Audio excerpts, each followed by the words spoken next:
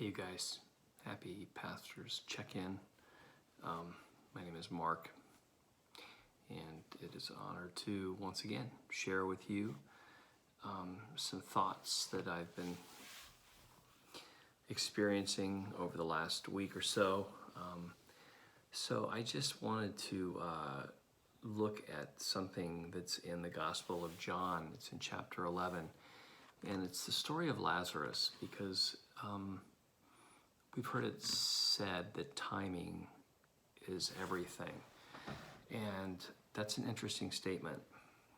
It implies that the timing in which something happens is critical. Something that's very interesting, and I'm sure many of you have experienced this, and that is that God's timing is very, very different than our timing. And the story of Lazarus and Jesus' interaction with him really illustrates the whole issue of timing.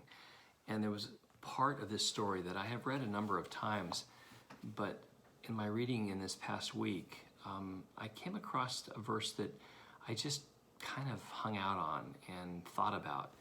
And I just want to share a little bit of this with you.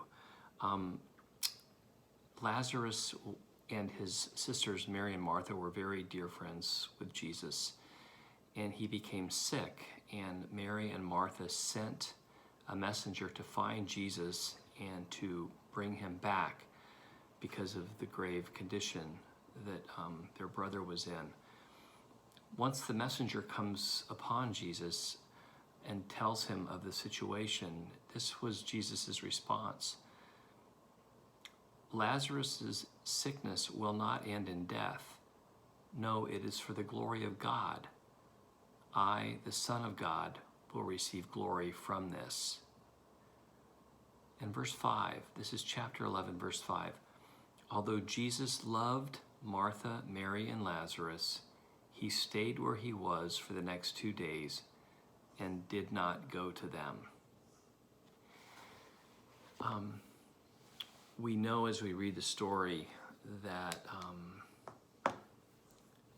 eventually Jesus does go to his dear, dear friends, and Lazarus had been dead for 4 days. There was tremendous mourning and grieving and weeping, and there was just deep, deep sorrow. And the scripture tells us that Jesus himself actually wept. And we think, well, Jesus was late. He missed it. But we go on to read that he, in fact, raised Lazarus from the dead, and all were amazed. And we go on to read that the disciples, their faith was strengthened, and many came to faith in Jesus because of this incredible miracle.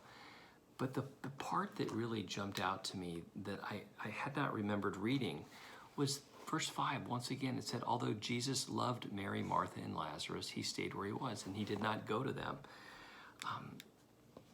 And I just think in our own lives, in our own circumstances and situations, when we are just so praying for God to move in a certain way,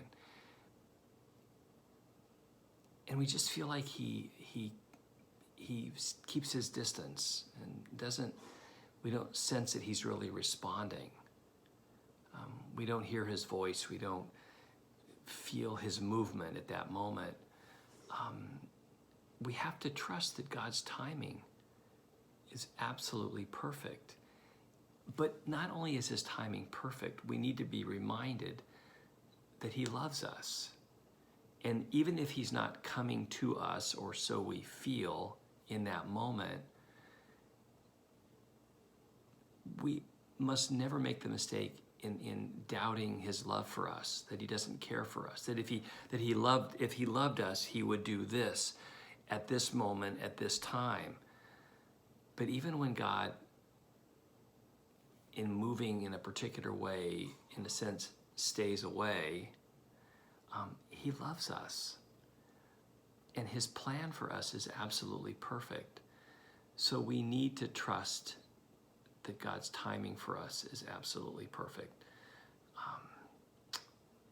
as we walk our lives in faith, as we encourage one another during those times where we feel like in our sense of timing that it should happen in a certain way, we just need to encourage each other to hold on, to be patient. Those who wait on the Lord will renew their strength. And so as we wait for God to move, knowing that when he moves will be the exact time that he should move, let's get strong and let's lift each other up, encourage one another, and do this together. Okay? Anyway, I love you guys. Thanks for listening. Bye-bye.